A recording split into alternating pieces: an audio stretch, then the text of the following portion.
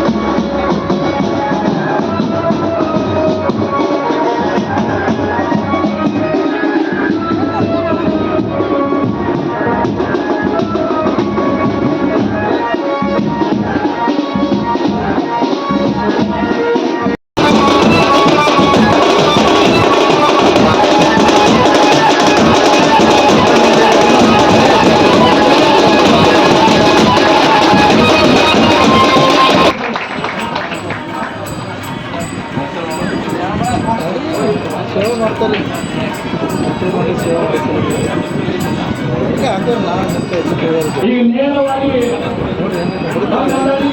ಒಂದು ಸಂಸ್ಕೃತ ಮಹಿಳೆಯನ್ನು ನಮ್ಮ ಶಾಸಕರ ಮುಖದಿಂದ ಕಾರ್ಯವಾಗ್ತಾರೆ ಅಂತ ಹೇಳಿ ಹೇಳ್ತಾ ಇದ್ದೀನಿ.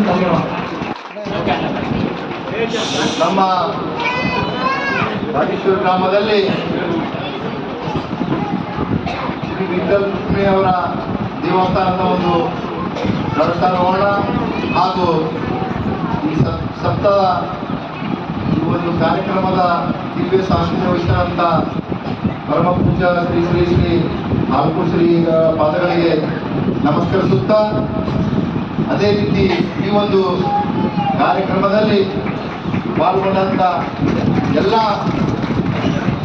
ಗ್ರಾಮದ ಹಿರಿಯರೇ, ಸರಿ ಬಂದಂಥ ಮಲ್ಲಿಕಾರ್ಜುನ ಹೀಗೆ ಅವರೇ, ನಂಜನ್ ಪಾಟೀಲ್ ಅವರೇ, ಗಿರೀಶ್ ಅವರೇ ಹಾಗೂ ಎಲ್ಲ ಊರಿನ ಮುಖಂಡರುಗಳೇ, ಸಮಾಜದ ಮುಖಂಡರುಗಳೇ, ವಿಶೇಷವಾಗಿ ಬಹಳ ಒಂದು ಸಂಖ್ಯೆಯಲ್ಲಿ ಬಂದಂಥ ಎಲ್ಲ ನನ್ನ ತಾಯಿಂದಿರೇ, ಅಕ್ಕ ತಂಗಿಯರೇ,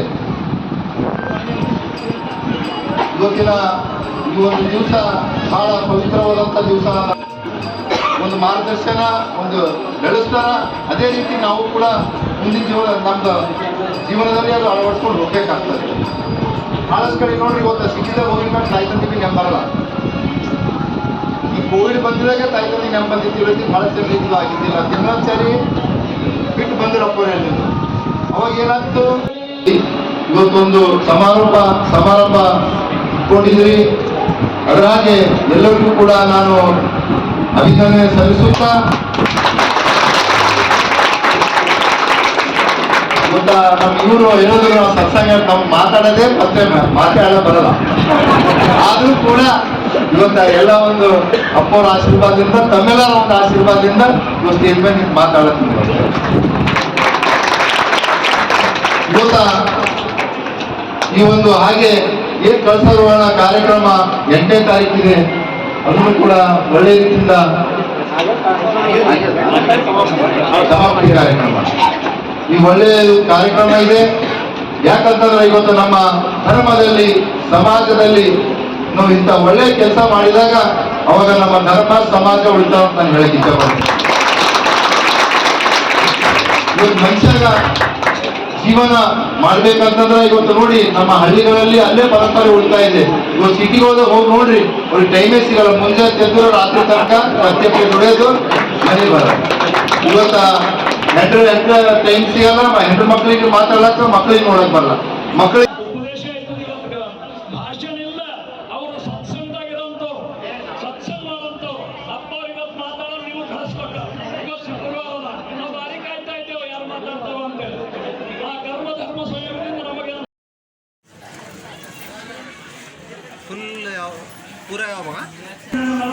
ನಿಂತಿತ್ತು.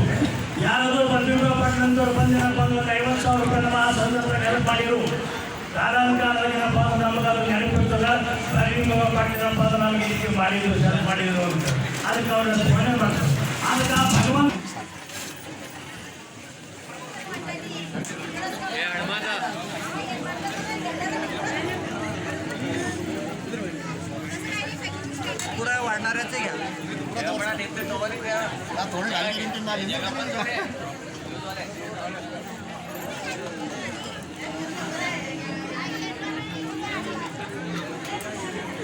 शातक